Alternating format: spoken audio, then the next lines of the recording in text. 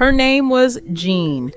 In 1955, she got married in a dress with a 23-inch waist. In 1985, 30 years and 4 children later, she wore that same dress to her daughter's wedding. Same waist, same woman. She never counted a calorie in her life. She never owned a scale, a food journal, or a subscription to anything. Look at what we've been handed instead. The apps, the powders, the point systems, the pills, a whole industry worth more money than you can picture, built on one promise it never quite keeps. And Jean was thinner than any of it ever made anyone, with none of it in her house. You've been told it was willpower, that women back then simply had more of it than we do. That is not true, and the timeline proves it. What kept Jean's waist the same for 30 years was not discipline. It was a handful of ordinary habits, so small she never thought to name them, and every single one of them was quietly taken from you and sold back at a price. 15 of those tricks. Number 1 is the one the food industry spent the most money making you forget. Before number 15, subscribe, because this is exactly the kind of thing this channel exists to bring back. Then let's go. Number 15, the real breakfast that held her till noon. 2 eggs cracked into butter, toast, black coffee. 8 minutes, real food, and it kept her full for 4 or 5 hours without a single thought of eating again. Whole food protein and fat send a strong, steady fullness signal to the brain and barely move your blood sugar. So there was no spike, no mid-morning crash, and no crash means no craving.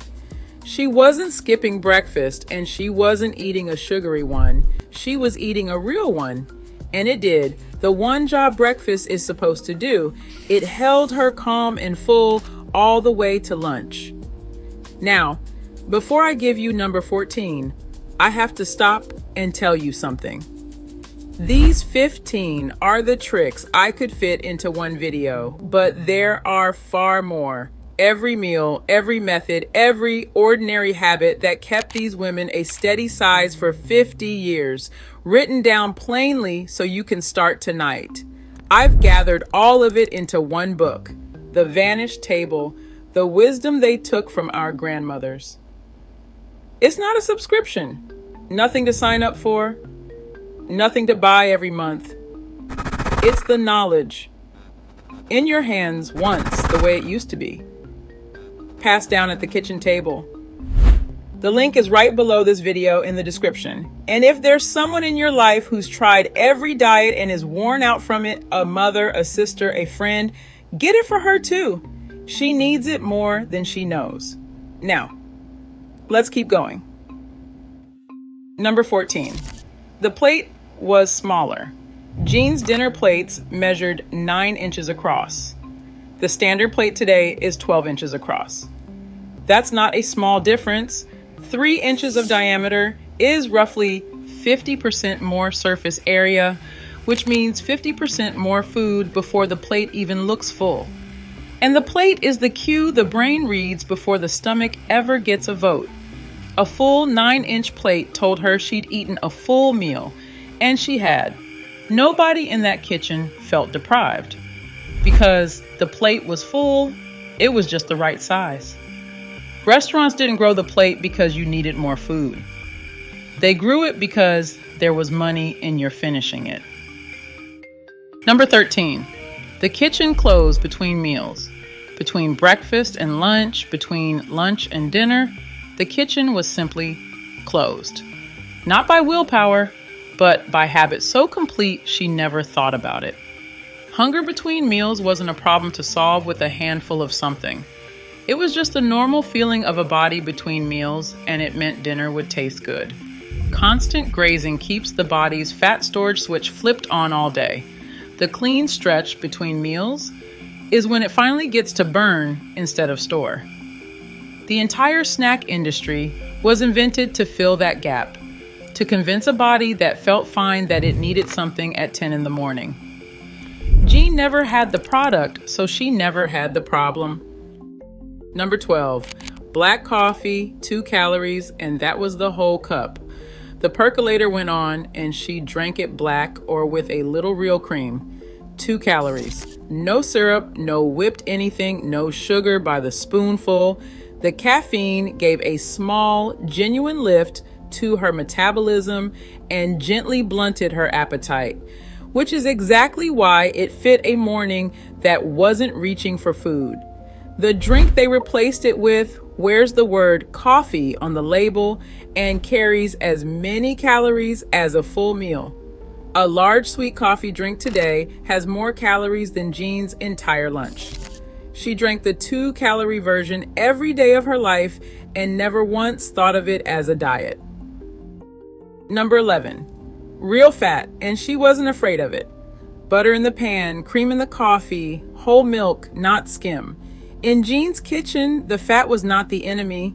It was the point, because fat is what makes a meal hold you. It slows the rise of blood sugar, so there's no spike and no crash, and it sends its own powerful fullness signal. When the guidelines later told everyone to strip the fat out, the food that replaced it had to add sugar just to taste like anything, and people traded the thing that kept them full for the thing that made them hungrier. That trade is written on waistlines to this day. Jean kept the butter, and the dress still fit at 50. Number 10. Sugar was for Sunday. The sugar bowl sat on her table in plain sight, and still she ate less than half the sugar we do, not from discipline, but because sugar hadn't yet been inserted into everything else. In 1960, Americans ate about 23 pounds of added sugar a year. Today it's nearly 60. The gap isn't dessert. It's the sugar hiding in the bread, the pasta sauce, the salad dressing, the peanut butter, sugar in 100 foods nobody agreed to put it in. A 1950s tomato sauce was tomatoes, garlic, oil, and oregano. A leading jar today runs to more than 20 ingredients. Jean's sugar was rare, which is the only condition under which sugar gives you what it's supposed to: genuine pleasure. Her daughter still remembers the one birthday cake, because there was one, and it was worth remembering. Number 9, water and milk. That was the table. Milk for the children, water for the adults, coffee after. Soda existed, 6.5-ounce Coca-Cola, the only size they made, and it showed up on Friday nights. A standard 20-ounce bottle today carries 240 calories. The global beverage industry is worth hundreds of billions of dollars, and every dollar of it replaced something that either cost nothing or came in a glass bottle to the door. Water can't be trademarked. Milk can't hold up an industry. So something else was invented, and we started drinking a meal's worth of calories a day without ever sitting down. Number 8, 3 meals at the same times every single day. Breakfast, lunch, dinner. At fixed hours, the household ran on, and nothing in between. A body given the same rhythm every day settles into it with steadier blood sugar, steadier hunger, and steadier energy.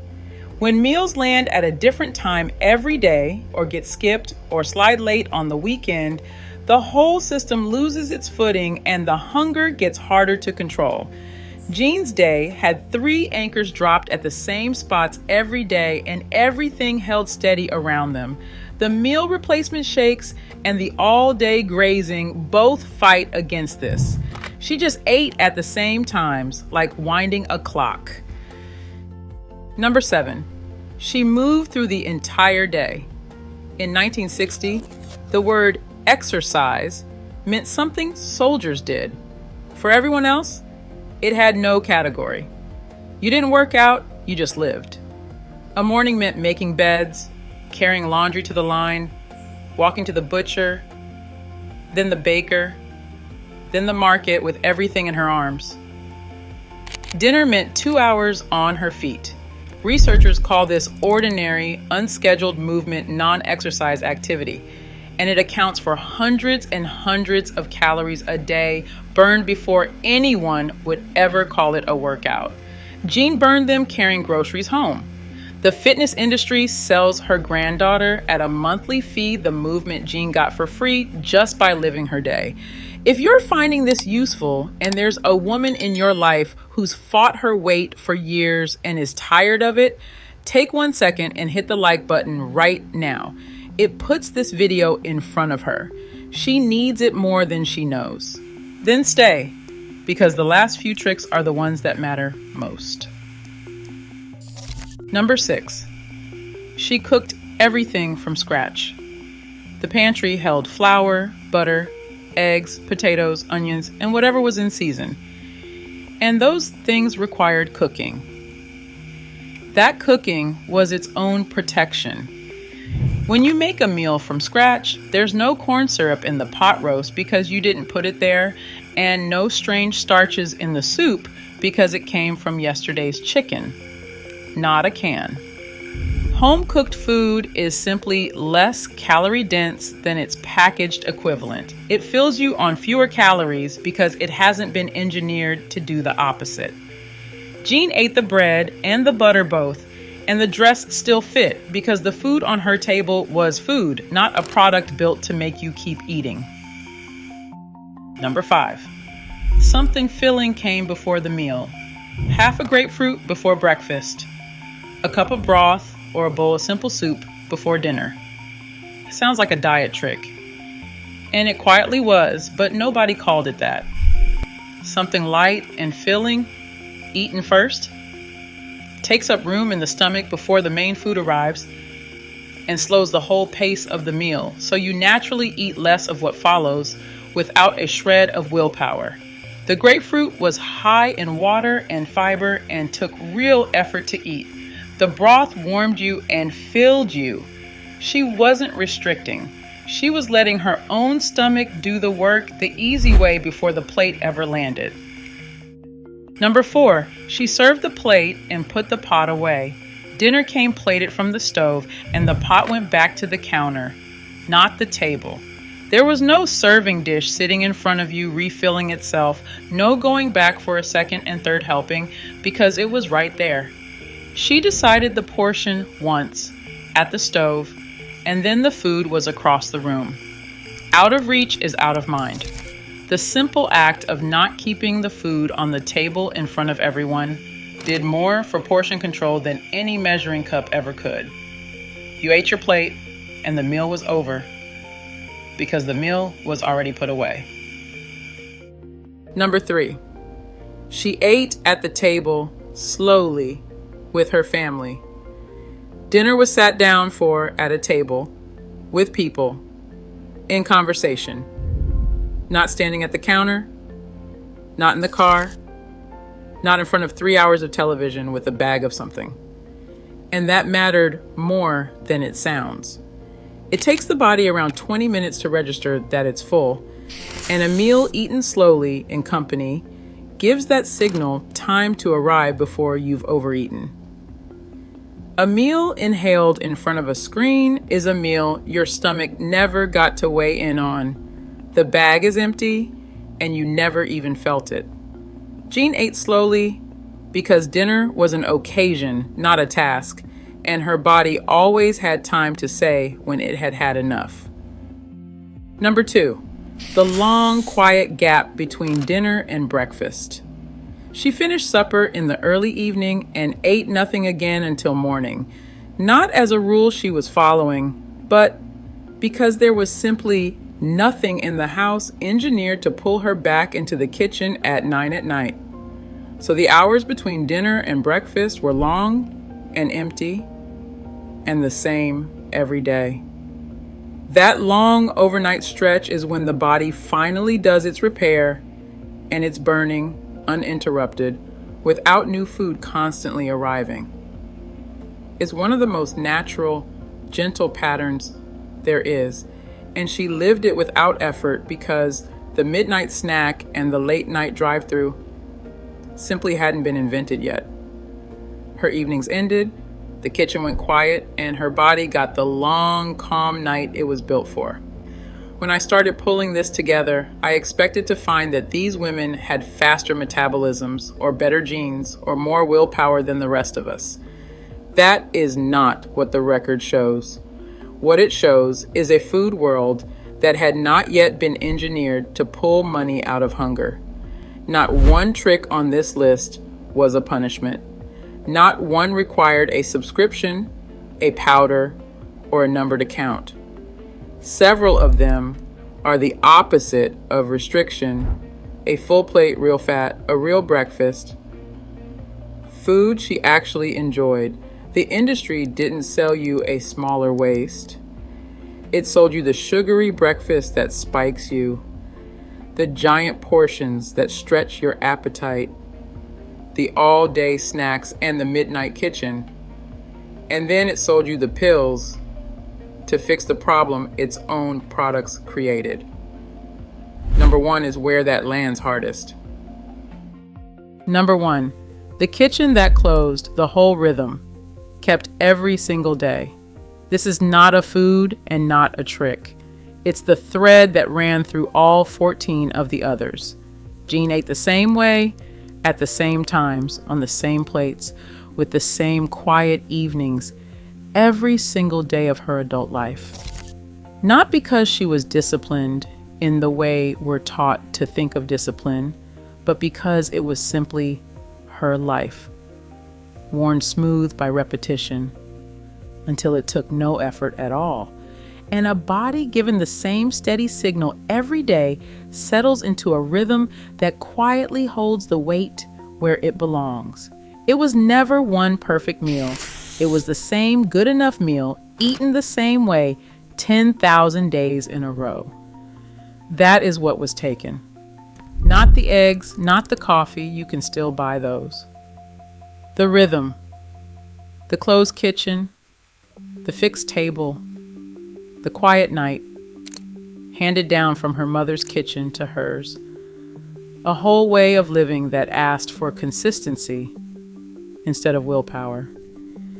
The industry stepped into that kitchen and said, "You don't need her steady rhythm, you need our new product," and the rhythm broke, and the sugary breakfast and the endless snacks and the midnight kitchen poured into the space where it used to be. Jean passed away in her 70s, the same size she'd been her whole life. Her daughter found the wedding dress folded in a cedar chest and held it up in the mirror. She set it down. She didn't remember her mother ever being on a diet because there had never been one. What she remembered was a kitchen, the smell of coffee and eggs at the same hour every morning, a pot roast on Sunday, a table everyone sat down at, a rhythm that kept a woman exactly herself for 50 years. Those 15 tricks cost less across a whole year than a single month of the pills they'll sell you now. None required a subscription. None required a powder or a number to count. None required believing that your body, left to a steady and well-fed rhythm, was ever the problem. What changed between Jean's kitchen and yours was not what the body needs. That has not changed. What changed was who got paid when the rhythm broke. So pick one thing from this list: the real breakfast, the smaller plate, the closed kitchen, the quiet night, and do it the same way every day for the next month. Then come back to the comments and tell me what changed. And tell me one more thing while you're down there. Which of these did your mother or your grandmother actually do? Whose kitchen do you still remember? I read every single comment. The next video is ready. I'll see you there.